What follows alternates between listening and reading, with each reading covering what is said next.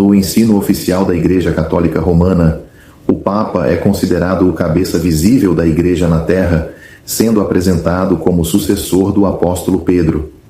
De acordo com essa doutrina, o Senhor Jesus Cristo teria instituído Pedro como o primeiro Papa, e este teria exercido esse papel em Roma por 25 anos, originando uma sucessão ininterrupta de papas até os dias atuais. Essa crença é fundamental para a estrutura católica romana.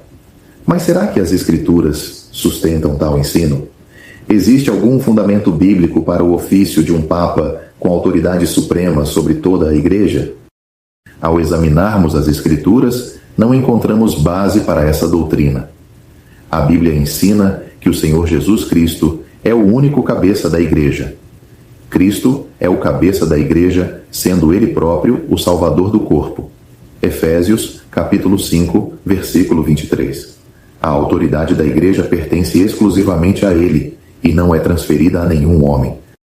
O Evangelho segundo Marcos, no capítulo 10, versículos 35 ao 43, relata que Tiago e João pediram ao Senhor Jesus assentos de destaque no seu reino.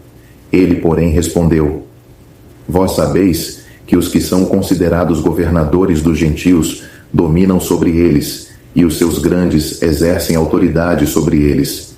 Mas entre vós não será assim. O Senhor estava claramente ensinando que entre os seus seguidores não haveria lugar para estruturas hierárquicas humanas semelhantes às do mundo. No Evangelho segundo Mateus, capítulo 23, versículos 8 ao 10, o Senhor advertiu contra o uso de títulos que exaltassem certos indivíduos sobre os demais, dizendo: Um só é o vosso mestre, a saber, o Cristo, e todos vós sois irmãos. Ele condenou expressamente os títulos como pai ou rabi, no sentido de autoridade espiritual superior. Isso contradiz a prática de chamar o Papa de Santo Padre, pois a palavra Papa significa justamente pai. Muitos católicos romanos baseiam a ideia de Pedro como primeiro Papa no texto de Mateus, capítulo 16, versículo 18. E eu também te digo que tu és Pedro, e sobre esta pedra edificarei a minha igreja, e as portas do inferno não prevalecerão contra ela. Entretanto, o contexto deixa claro que o fundamento da igreja é a confissão feita por Pedro: Tu és o Cristo, o Filho do Deus vivo. Mateus, capítulo 16, versículo 16. A palavra usada para Pedro é Petros, que significa uma pedra pequena, já pedra em sobre esta pedra edificarei. É Petra, referindo-se a uma rocha maciça e firme, ou seja, o próprio Cristo, como fundamento da igreja. O próprio Pedro confirmou isso em sua primeira epístola, quando declarou que o Senhor Jesus é a pedra que os edificadores reprovaram.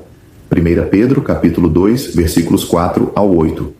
E o apóstolo Paulo reforça essa doutrina ao afirmar: Porque ninguém pode pôr outro fundamento além do que já está posto, o qual é Jesus Cristo. 1 Coríntios, capítulo 3, versículo 11. Se o Senhor Jesus tivesse ensinado que Pedro era o Papa, os demais apóstolos teriam compreendido isso claramente. No entanto, em Mateus, capítulo 18, versículo 1, apenas 2 capítulos após a declaração sobre a pedra, os discípulos perguntaram: Quem é o maior no reino dos céus? Isso mostra que não tinham compreendido Pedro como superior a eles. Historicamente, só no tempo de Calixto, bispo de Roma, entre os anos 218 e 223, é que o versículo de Mateus 16, versículo 18, começou a ser usado para sustentar a ideia de que Pedro teria sido o primeiro Papa e que os bispos de Roma eram seus sucessores. Examinando a vida de Pedro nas Escrituras, vê-se claramente que ele não exerceu o papel de Papa. Note 5 razões do porquê Pedro nunca foi Papa. 1. Pedro era casado.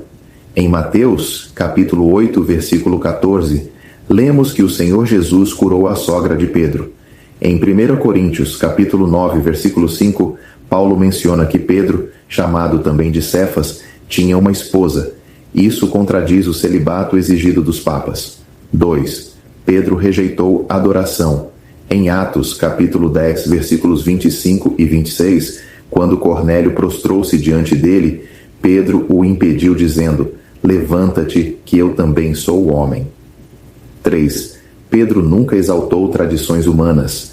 Em sua primeira carta, ele fala contra as vaidades que por tradição recebestes de vossos pais. 1 Pedro, capítulo 1, versículo 18. No dia de Pentecostes, em Atos, capítulo 2, versículo 38, ele não ensinou rituais ou tradições, mas proclamou: arrependei-vos e cada um de vós seja batizado em nome de Jesus Cristo para perdão dos pecados. 4. Pedro não usava coroas ou trajes que indicassem majestade espiritual.